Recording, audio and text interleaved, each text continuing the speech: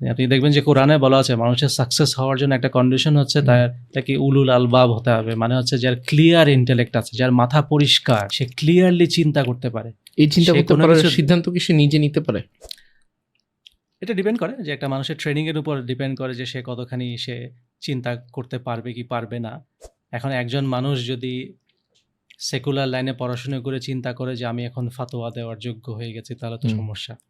So একটা মানুষকে দেখতে হবে তার কোন সাইডে ট্রেনিং নিয়েছে সে। একটা ট্রেন্ড মাইন্ড খুব ইম্পর্টেন্ট, এবং ইসলামে এই জিনিসটা বলা আছে যে ট্রেন্ড মাইন্ড না হলে যেই সাবজেক্টে তুমি ডিসিশন নেওয়ার চেষ্টা করছো ওটা নিও না। ট্রেন্ড মাইন্ডের কাছে যাও, যারা জানে তাদের কাছে যাও, যেটা কোরআনের একটা আয়াত।